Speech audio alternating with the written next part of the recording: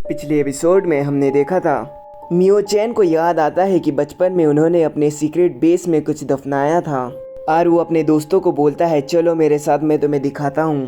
अब आगे फिर वो लोग अपने बचपन के सीक्रेट बेस की तरफ चले जाते हैं, मगर अब वहाँ बहुत सारी बिल्डिंगें और घर बन चुके थे और जहाँ उनका सीक्रेट बेस था खुले मैदान में, अब वहाँ किसी का अपार्टमेंट बन चुका था।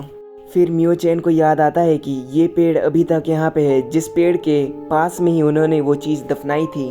फिर वो लोग खुदाई का काम शुरू कर देते हैं और मिट्टी इधर उधर खोदने लगते हैं वो चीज़ की तलाश में, जो चीज़ को उन लोगों ने बचपन में गाड़ा था। फिर हमें केंजी की मॉम दिखाई जाती है जो एक न्यूज़पेपर पढ़ रही थी।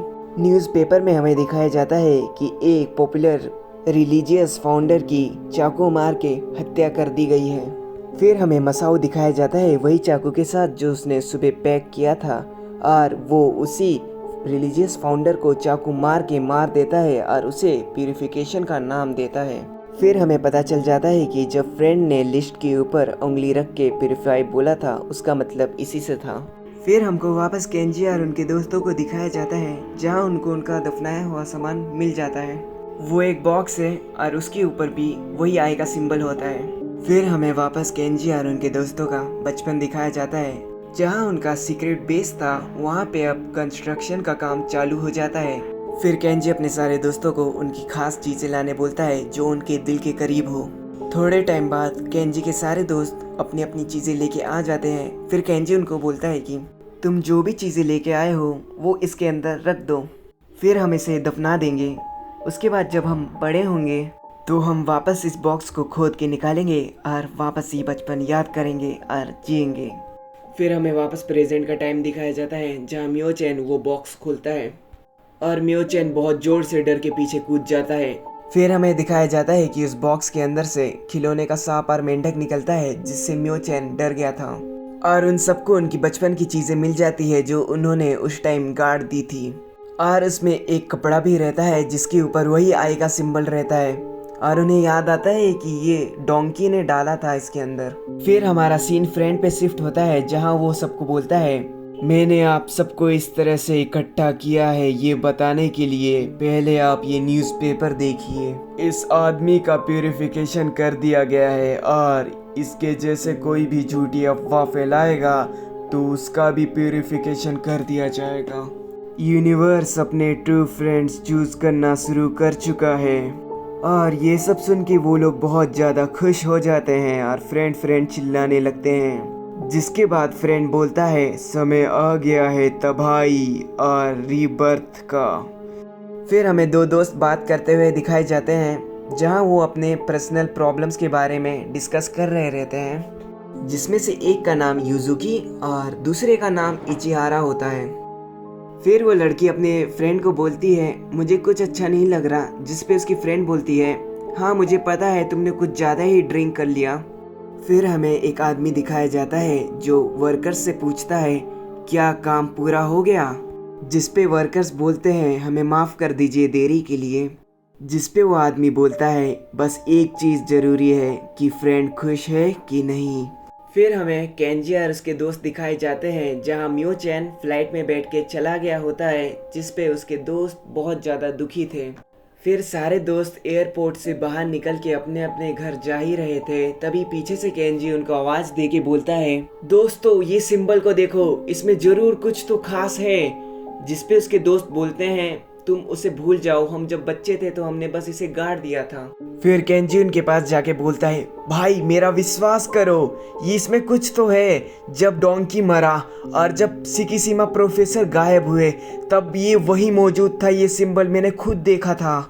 हम में से कोई है जो इस सिंबल के बारे में जानता है और अब इसका इस्तेमाल कर रहा है, सोचो वो कौन हो सकता है। फिर उनके दोस्त सोचने लगते हैं और बोलते हैं कि हम सब के अलावा बचपन में हमारे साथ कोंची और युकीजी भी तो थी।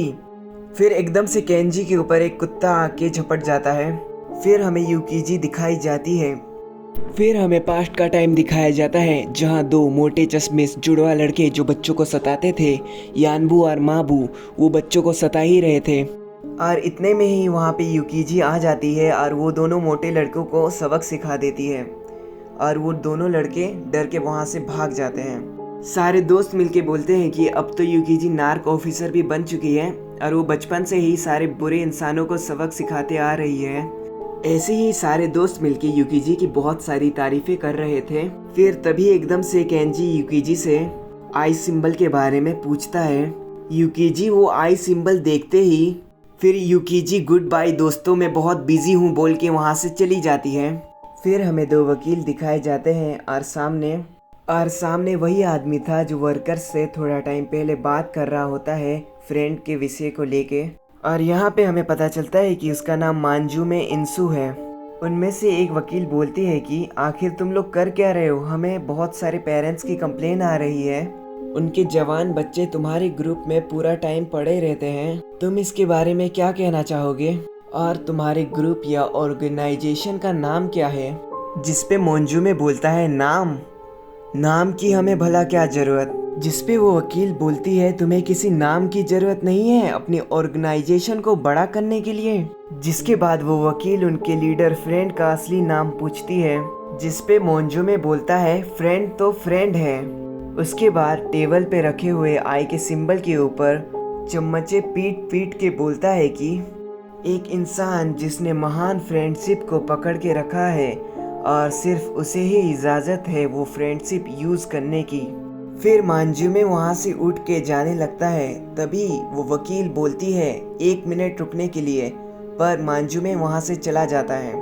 फिर वो वकील बहुत ज़ोर से डर जाती है और वो अपने दूसरे वकील को बोलती है कि जरा वो चम्मचों को देखना, जो कि बहुत बुरी हालत में थे। फिर हमारा सीन केंजी के स्टोर पे शिफ्ट होता है जहाँ पे युकीजी उसके स्टोर पे आई हुई रहती है और वो उससे बोलती है मुझे याद आ गया कि ये सिंबल किसने बनाया है। केंजी पूछता है किसने बनाया। युकीजी उसे बोलती है सच में तुम्हें कुछ याद नहीं, ये सिंबल तुम लोगों ने ही मिलकर बचपन में बनाया है जहाँ हर वक्त दुनिया को बचाने की बातें किया करते थे। और केंजी वो लेटर निकाल के उसको दिखा के बोलता है देखो डोंकी मरने से पहले मुझे ये लेटर दे के गया और इस पे भी आई का सिंबल बना हुआ है। जहाँ युकीजी भी बोलती है मुझे भी विश्वास नहीं होता कि डोंकी ने सुसाइड किया है। फिर युकीजी केंजी को बताती है कि ये सिंबल बचपन में ओचो ने बनाया था। फिर युकीजी केंजी को एक एड्रेस देती है और उसके दोस्त इचिहारा से मिलने को बोलती है और उसे 2 बजे इस एड्रेस पे पहुंचने के लिए बोलती है जहां फ्रेंड के सारे विक्टिम इकट्ठा होने वाले थे।